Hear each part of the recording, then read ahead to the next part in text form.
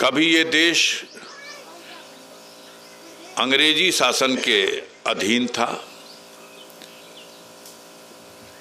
आप सुनते हैं कि इस देश पर अंग्रेजों का राज था और यही सच्चाई है। लगभग 200 सालों तक इस देश में अंग्रेजों की हुकूमत थी। तब न कोई मतदाता था, न कोई मत का प्रयोग कर सकता था, न कोई प्रतिनिधि चुना जाता था और न कहीं ऐसी कोई लोकसभा या विधानसभा का गठन होता था। 7 समुंदर पार बैठी हुई महारानी विक्टोरिया और उसका जो कानून था, उस कानून के अनुसार इस देश को ब्रिटिश हुकूमत का गवर्नर जनरल चलाता था, उसकी फौजें चलाती थीं, उसके अधिकारी चलाते थे।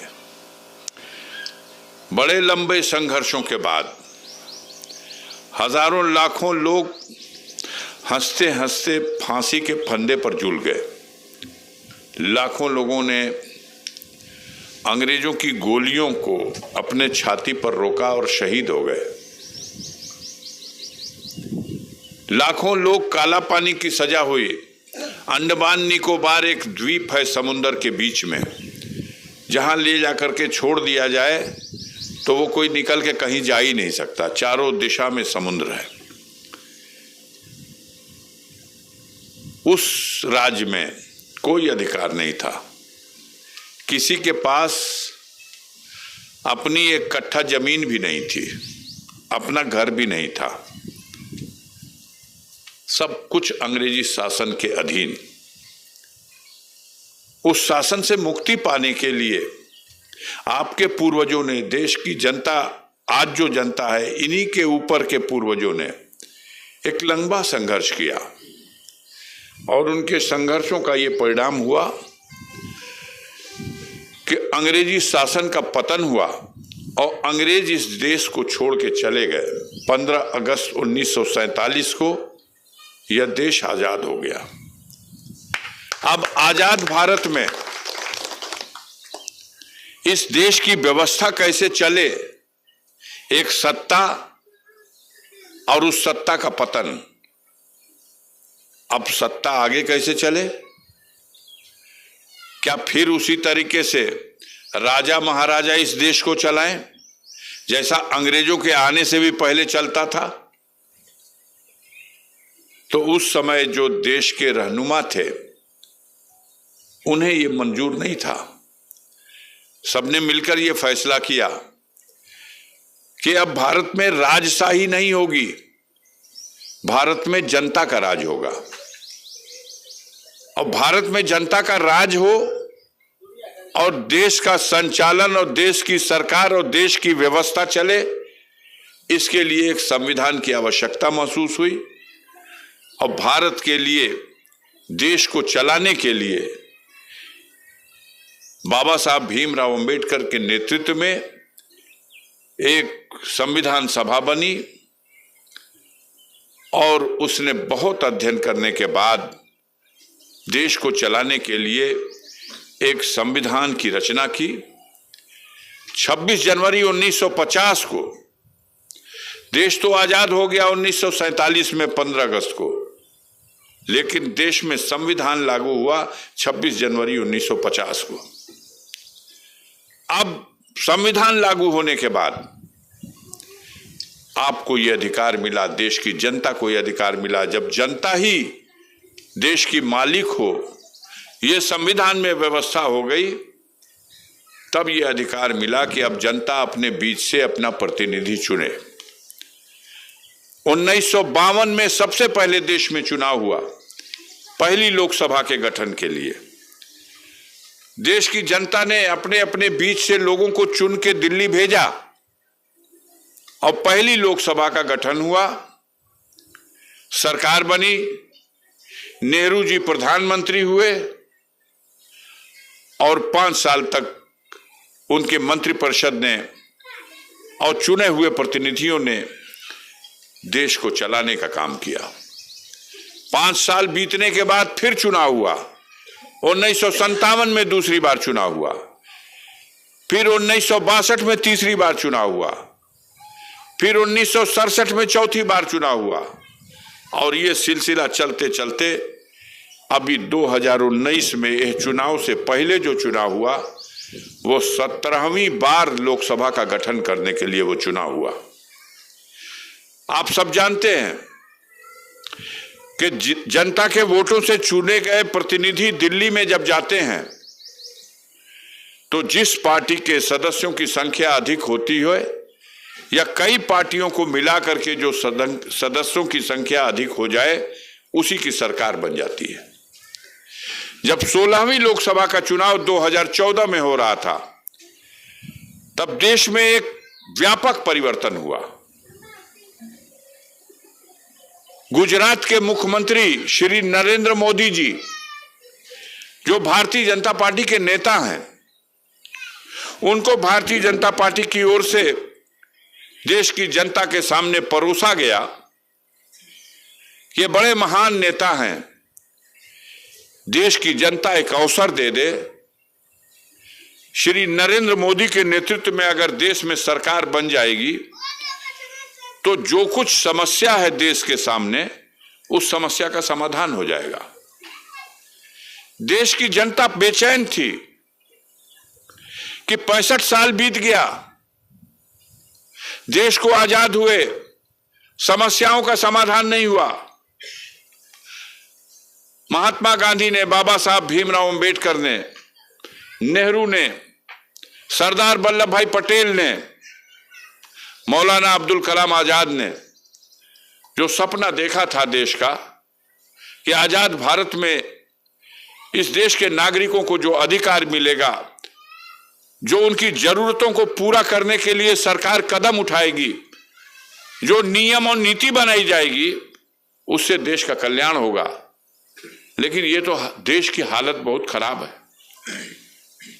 2014 में भारतीय जनता पार्टी और उसके नेता नरेंद्र मोदी जी ने जनता की दुखती हुई रग पर हाथ रख दिया और कहा कि देश में महंगाई बहुत है, एक अवसर अगर देश की जनता दे दे तो हम लोग महंगाई को नियंत्रण में ला देंगे, कंट्रोल कर लेंगे।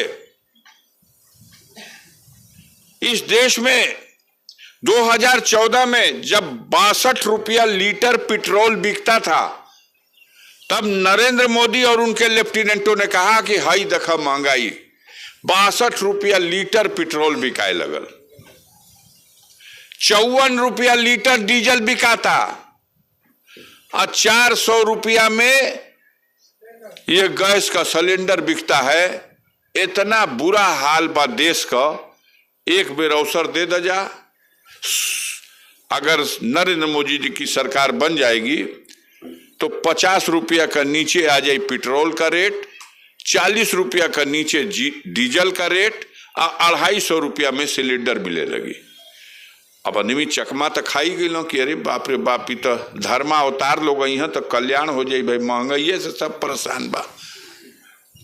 अब ही जनता ये सोच में पड़ल जबले दूसरा गोला बिक देना सो कहला जा सुना, ये नरेंद्र मोदी कहला याद करिए जा, चुनाव आइल बा, वोट देवे से पहले इहे याद करे के बा, एकरे हिसाब करे के बा। मोदी जी कहला कि देश में बेरोजगारी की समस्या है, एक बेर अवसर दे दे जा, 2 करोड़ बेरोजगारों को हर बरिस नौकरी दे देंगे। हमार राजपाट 5 साल रही तो 10 करोड़, हमार राजपाट 10 साल रही तो 20 करोड़ नौजवानों के रोजगार मिल जाये। याद पड़ेला ये बात उनकर? बोला जा तनी बोलबो जा तबे ना। तो 2 करोड़ हर बरिस और 10 बरिस हो गए। इहो वादा ऐसा रहुए कि सबकर मन धक धकाए लगुए कि भाई समस्या का तो समाधान हो जाए, परिवार में एक आदमी के नौकरी मिल जाई तो जितना कर्जा कुआम ले ले बनी जा कुल निपटारा हो जाई। आज जो संकट में बनी जा परिवार हमन का उबर जाई। इतनों पे सबूर ना कहना लोग, कहना लोग अब जनता धीरे धीरे फंसे शुरू भइल बिया। तय के और फंसावल जाओ। तो कहना कि देखा जा ये भारत यहाँ बड़का बड़का चोर जो उद्योगपति बाण लोग, पैसा वाला आदमी, ये रुपया टैक्स का चोरा चोरा के ले जा करके विदेश में बैंक में धैले बाण सो। अब बैंक का नामो बतैल सो स्विस बैंक। जनता के इहो बतैल सो कि स्विट्जरलैंड एगो देश बा, वहाँ बैंक में रुपया रखल बा। अब बाबा रामदेव जाके गिन के आके बतौल कि 280 लाख करोड़ रुपया रखल बा। याद पड़े कि ना, वो बिलाई छानत रहो जो कहला कि 280 लाख करोड़ रुपया वहां बैंक में धैल बा। सरकार बना दजा 100 दिन का अंदर जाके वो कुल रुपया काढ़ के लिए आवल जाई, काहे कि हमने का देश का रुपया हो। आ वहां से 280 लाख करोड़ रुपया जब ली आवल जाई तो यह देश में घर पीछे 15-15 लाख रुपया मोदी जी भेजवा दी हूं। अब मैं बेचारू पूरा देश में जन धन खाता खोल खोल के हमारे महतारी बहन लोग भी और देश का जन तो बैंकवा पे ऐसा लाइन लगो कि जना तब बैकुंठ में जाए का टिकट मिलता वो जगह। खाता खुल गई, अब 15-15 लाख रुपया चारी ओर पहुंच गई। अब का जने तोहरा गांव का बैंक कहवा बा? यहाँ बैंक कौन बा? जंगीपुर। तो जंगीपुर का बैंक का सर्वर डाउन हो गई बा, वहाँ का पैसा फसल बा, अभी रास्ता में बा जो मोदी भेजल पहुँचल नहीं के। विधायक जी से कहा जा कि ओकर नेटवर्क तनी ठीक करा देता ताकि तोहरो गांव का जो पैसा अणसल बा वो पहुँच जाओ, मिल जाए 15-15 लाख रुपया, सुतार बन जाए कितना आदमी। अब समय आ गया मोदी जी के इन वादों पर समीक्षा होनी चाहिए और इन वादों की समीक्षा करने के लिए आज हम आपके बीच में आप ही से पूछना चाहते हैं कि बताओ जा भैया, ये गांव में तो अगर 2 करोड़ हर बरिस नौकरी तो 10 बरिस में 20 करोड़ आदमी का नौकरी। अब भारत में 140 करोड़ का आबादी बा, अब 25 करोड़ परिवार बा। एक परिवार में 5 आदमी का गिनती रख के केहू के यहाँ 6-7 आदमी हुई तो केहू का 2-3 आदमी हुई, तो एवरेज 5 आदमी का रख के 25 करोड़ परिवार बा। तो तोहरा गांव में तो हमके जना था एक घर में 2-3 आदमी अड़स गल हुई नौकरी वाला। मिल गई बा कि नहीं मिलल? पेट भर दिले बना, नौकरी बा। 10 गांव में घूम जेब दिया लेके तो एक नौकरिया आदमी भेटात नहीं खन, जेकर नौकरी रहे वो चल गई। सरकारी तो छोड़ा, प्राइवेटो चल गई। आज जे घरे लौट के आयल बा खबर खैरियत ले लिया, पेंशन नहीं खे मिलत। ये सरकार पेंशनियों खत्म कर दिलस।